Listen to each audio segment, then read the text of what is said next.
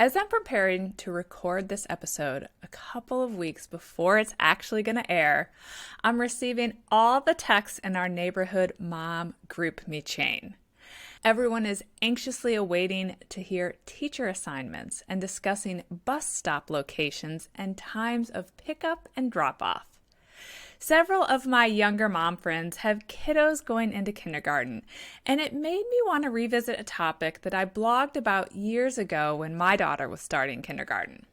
The topic of how much sleep is ideal for a kindergartner.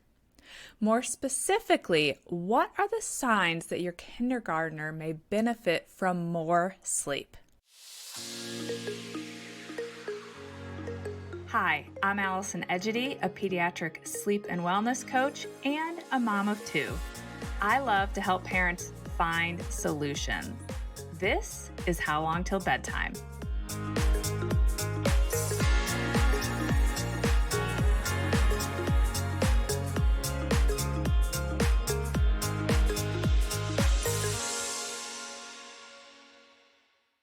Both of my girls started daycare at 12 weeks old and attended an all-day preschool/daycare.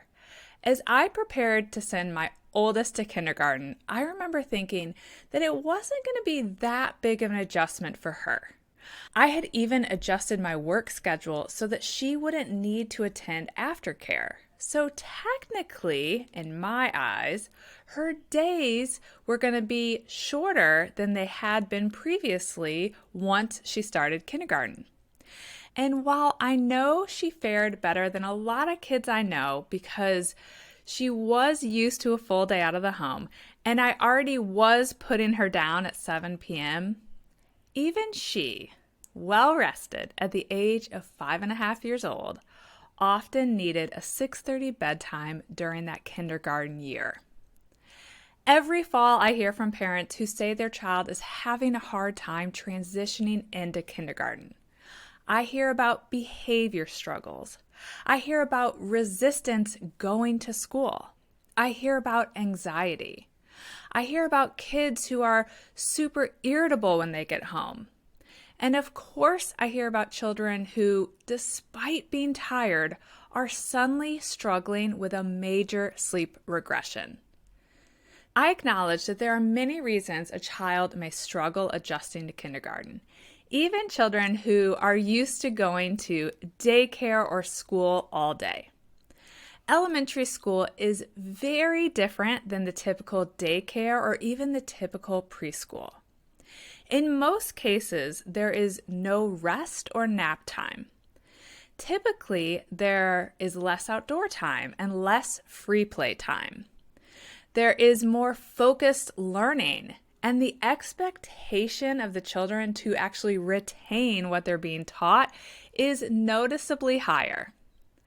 And then on top of that, many kids are attending after-school programs that further wipe them out. Starting kindergarten is kind of like starting a new job in a new industry.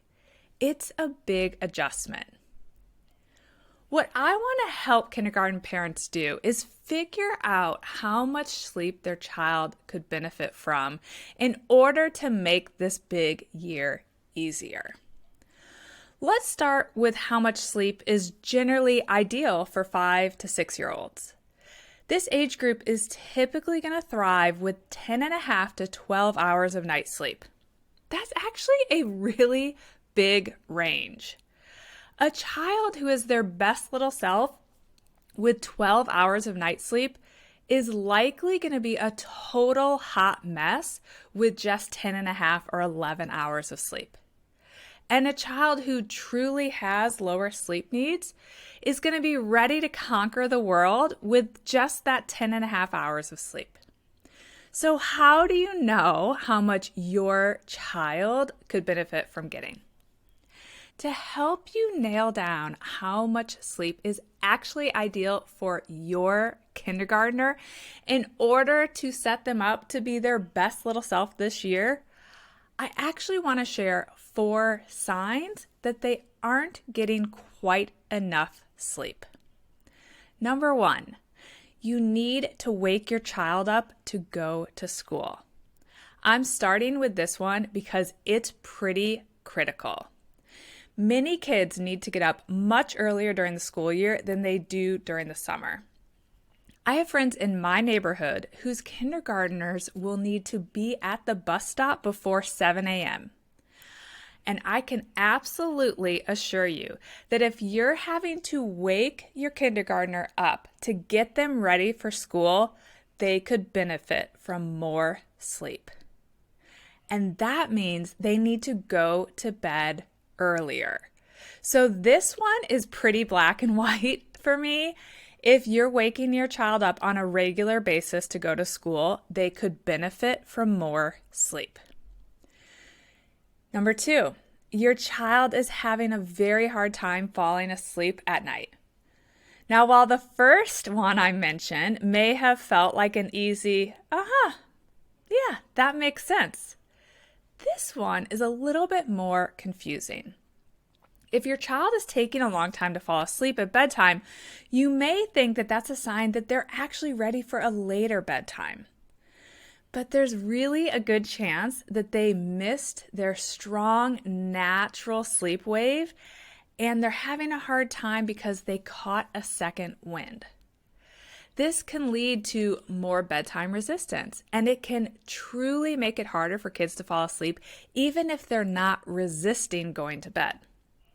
A lot of times this age group actually catches that second wind by 7:30 p.m. So if you're thinking your kiddo may fall into this group, it's taking them a long time to fall asleep, but they do seem like they may need some more sleep, try having lights out by 7 p.m. Okay, on to number 3. Your child seems more anxious than usual. Just like adults, some kids are definitely more prone to anxiety. If you, like me, deal with anxiety, you likely know that being overtired fuels anxiety like nobody's business. I also have a child who struggles with anxiety, and I talk very openly about how being tired makes everything feel more overwhelming and harder. I talk openly about my anxiety when it flares up, and on those days, I always share that I need to go to bed earlier to help myself feel better. If your child is more anxious than usual, focus on getting them more sleep and see if that is a good starting point to help them feel better.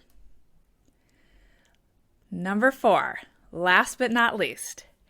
If your child seems really wired in the evenings, it might actually be a sign that they could benefit from more sleep.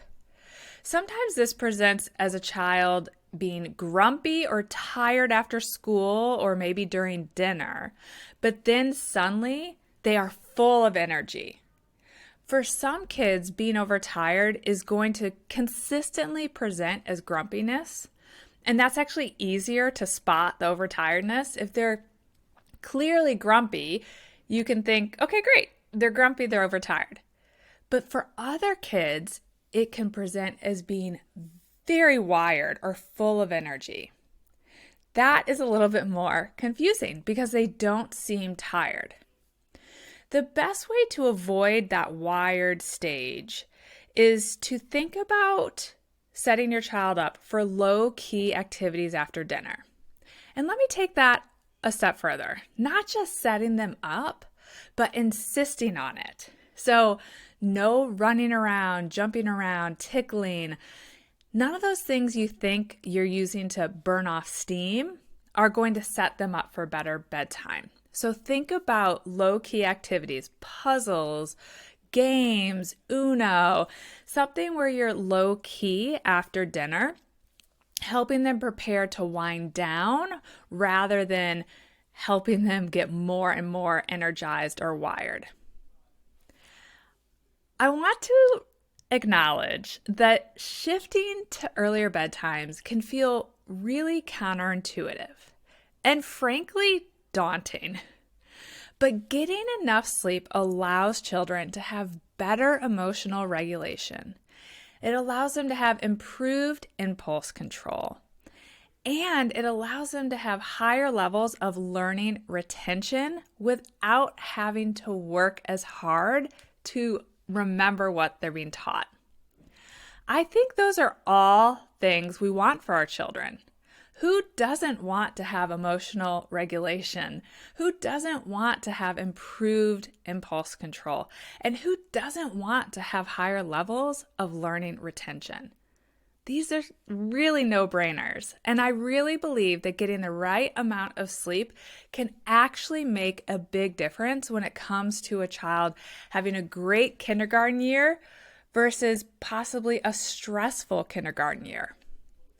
I hope this episode is helpful as you start to navigate figuring out how much sleep will set your kindergartner up for a really great kindergarten year.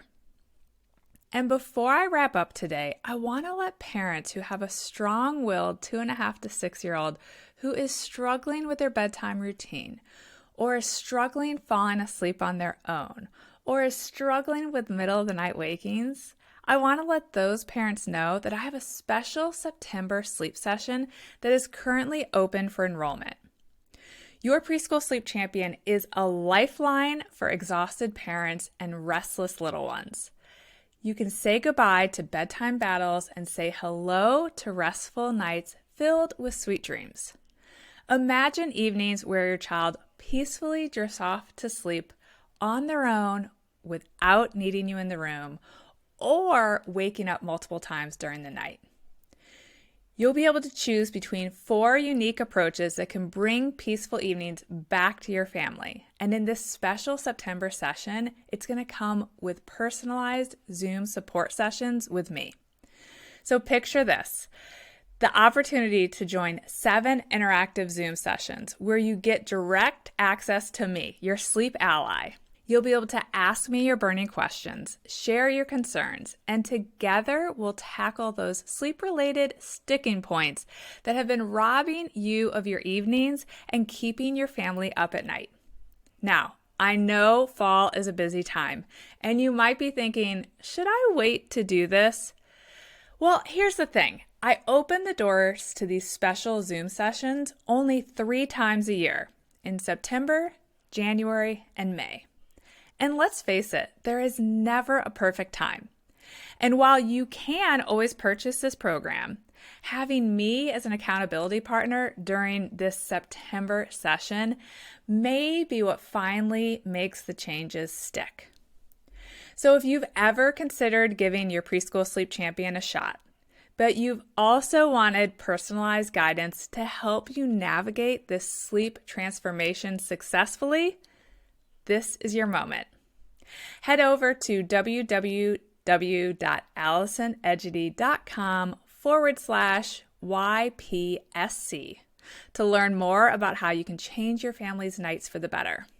Don't forget that you can also find the link, just like all the links I mentioned, in the show notes. Or you can simply shoot me a DM on Instagram and we'll get you the link. Let's work together to make bedtime battles a thing of the past and embrace the serenity of peaceful evenings and sleep-filled nights. I hope to see you on those Zoom sessions very soon. Bye for now. Thank you for listening to How Long Till Bedtime. To learn how we can work together to improve your child's sleep, please visit sleepandwellnesscoach.com.